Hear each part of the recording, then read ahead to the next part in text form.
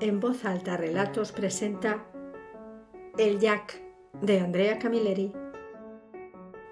Un caso del comisario Montalbano. Narración perteneciente al libro de relatos breves Un mes con Montalbano.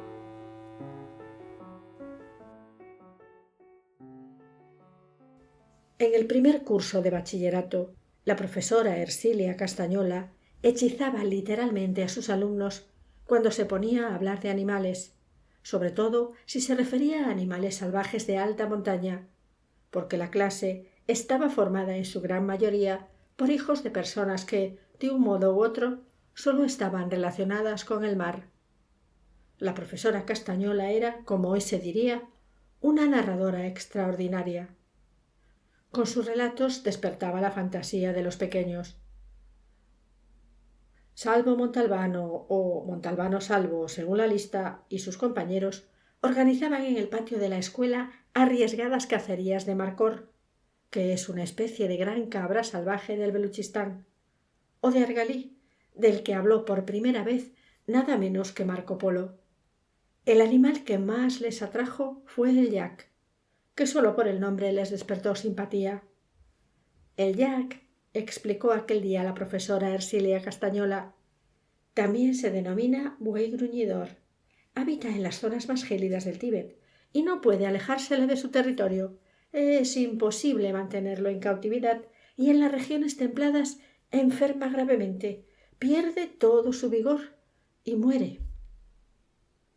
Las palabras de la profesora Castañola provocaron que 24 cabezas, con el mismo pensamiento, giraran al unísono hacia el último banco donde dormitaba Totó Agulla, el compañero número 25, tosco, peludo, los brazos demasiado largos, con los cabellos rizados cubriéndole los ojos. Totó o refunfuñaba o gruñía. Era raro que emitiera un monosílabo que se pudiera calificar como tal. La mitad de la clase no tuvo ninguna duda. Totó era un yak. Pero durante el recreo, la otra mitad de la clase se adhirió a la escuela de pensamiento de Tano Kumella. Hay que tener cuidado y no caer en un peligroso error de clasificación, advirtió Tano. Totó Agulla es el único ejemplo en el mundo de Homo sapiens, por llamarlo de alguna manera, viviente. Además, le gustan los climas cálidos. ¿No veis que siempre es el primero en organizar una pelea, el primero en dar bofetadas, patadas y puñetazos? No, intervino Nené lo Chíchero, que era poeta. ¿No lo visteis cuando la profesora dijo «Jack»? Durante un segundo sus ojos, siempre negros como el carbón, se volvieron de un azul tan claro que parecían blancos. «¿Y eso qué significa?», preguntó polémico Tano Kumella. Significa que en aquel momento estaba contemplando las inmensas extensiones de hielo del Tíbet, su país de origen. ¿Y cómo se explica que le gusten los climas cálidos? Se explica porque utilizas mal la metáfora. Confundes clima con agresividad. Los osos polares, según tú, en cuanto venga un hombre, lo abrazan y lo besan. El último argumento resultó el más convincente de todos. Desde ese momento, Totó Agulla recibió el sobrenombre de Jack. Cuando se enteró, gruñó de satisfacción. En segundo de bachillerato, Jack no asistió a las clases. Al parecer, su padre, sargento de la comandancia del puerto, fue trasladado a Augusta. Salvo Montalbano ya no volvió a oír hablar del buey gruñidor. En el año 68, el futuro comisario, que tenía 18 años, hizo todo lo que se esperaba que hiciera un joven de su edad. Se manifestó, ocupó, proclamó, arrasó, protestó, peleó. Contra la policía, naturalmente. Durante un enfrentamiento muy duro, se encontró al lado de un compañero con la cara oculta que reía a carcajadas y gruñía mientras se encendía un cóctel molotov. Le pareció percibir algo familiar en él. «Jack», aventuró. El compañero se detuvo un momento, la botella en la mano izquierda y el encendedor en la derecha. Luego encendió la mecha, lanzó la botella, abrazó a Salvo, gruñó algo así como «feliz» y desapareció. ¿Qué quiso decir? que era feliz porque se encontraba en medio de aquel follón o porque volvía a ver a un antiguo compañero de escuela. Quizá ambas cosas a la vez.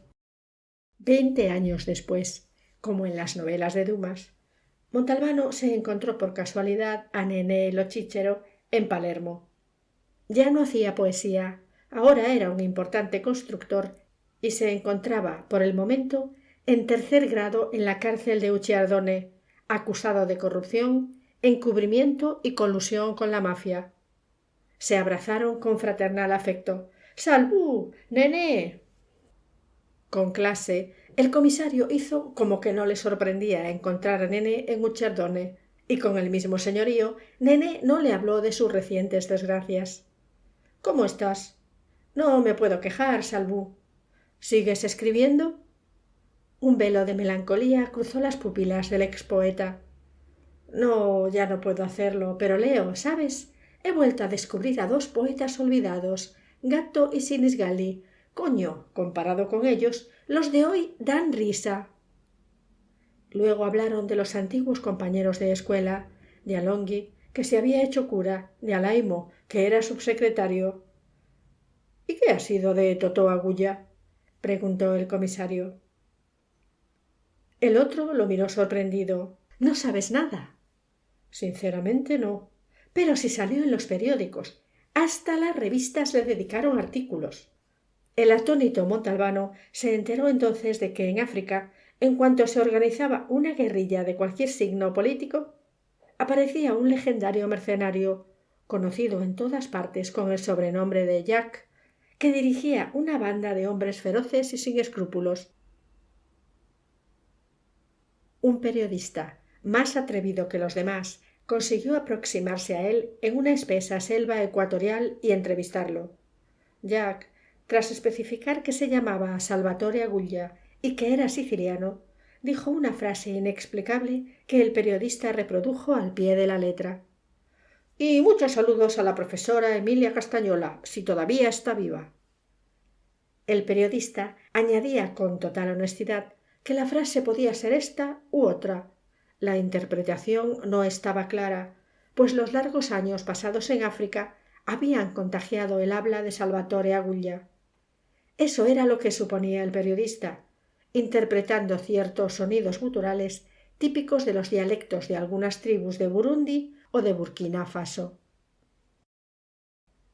Hacía un mes que Montalbano había tomado posesión de su despacho en la comisaría de Bigata, cuando recibió la invitación de su amigo, el subjefe Valente, para pasar un día en Mazara del Vallo. Montalbano enseguida se puso a la defensiva. Dudaba que consiguiera encontrar un día libre. La comida que preparaba la mujer de Valente era exactamente igual a un homicidio premeditado. «Estoy solo», añadió Valente. «Mi mujer ha ido a pasar unos días con su familia. ¿Podríamos ir a aquella trattoria que conoces?» «Mañana por la mañana, al mediodía, a lo más tardar, estoy contigo», repuso inmediatamente el comisario. Cuando el comisario llegó al despacho de su amigo, se dio cuenta de que algo iba mal. Voces excitadas, agentes que corrían, un coche de servicio con 4 hombres que salió haciendo sonar la sirena. «¿Qué pasa?» «Amigo, has llegado en mal momento. Me tengo que ir. Espérame aquí». «Ni lo sueñes», repuso Montalbano. «Voy con vosotros».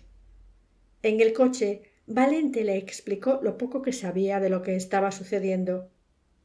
Un individuo del que todavía no conocía el nombre se había hecho fuerte en una casita de la periferia, casi en el campo, y, sin un motivo aparente, había empezado a disparar contra todo aquel que se le ponía a tiro. Valente había enviado un coche con 4 hombres, pero éstos pidieron refuerzos.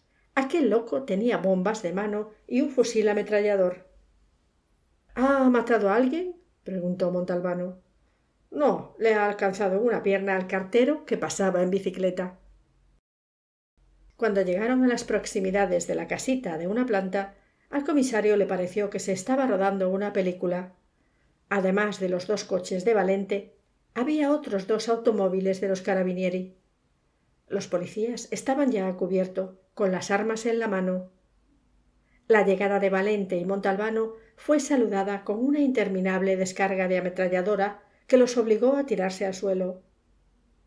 Al cabo de un instante, avanzando a saltos como un canguro, Valente alcanzó a los suyos y se puso a cuchichear. Montalbano, arrastrándose, se acercó al sargento de carabinieri. «Soy el comisario Montalbano. Mucho gusto, soy Tódaro». «Sargento, ¿conoce al tirador?» «Claro, es un forastero que vive aquí desde hace 2 años. Se encontraba en Mazzara de paso. Conoció a una muchacha, se enamoró y se casó con ella. Al cabo de 15 días empezó a apalearla».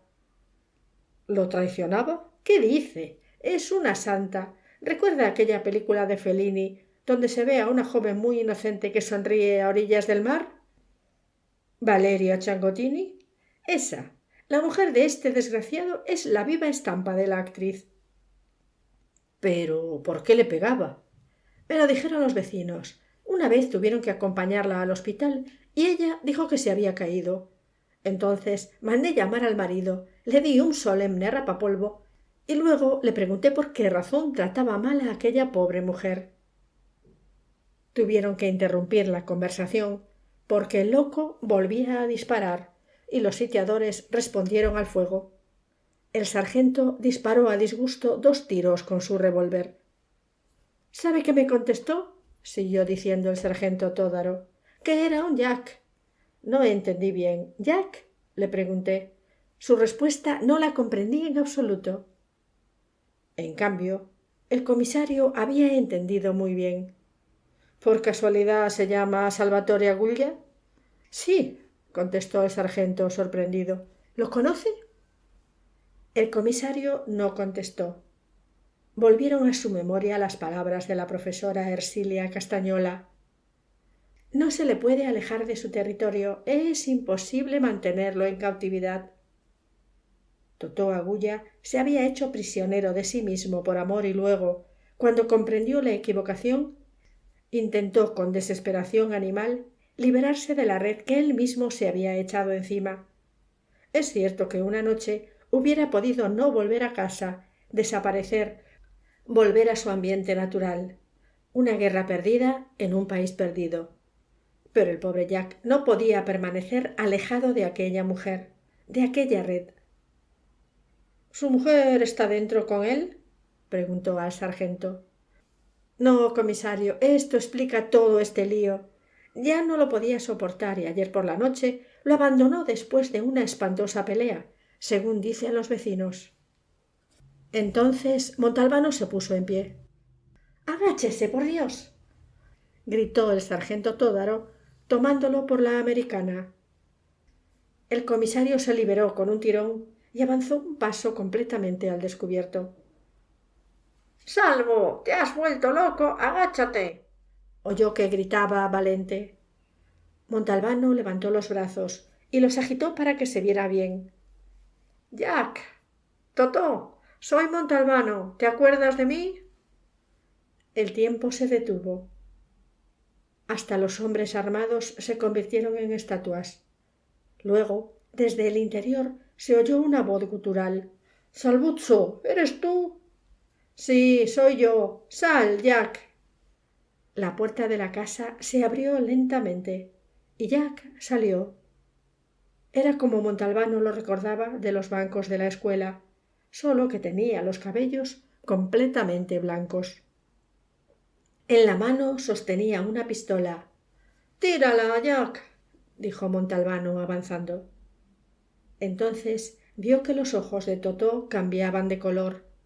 Se transformaban en un azul claro, muy claro, casi blanco. Contemplaba las inmensas extensiones de hielo del Tíbet, como dijo Nené lo Chicheró cuando todavía era poeta. En ese preciso momento, un imbécil le disparó.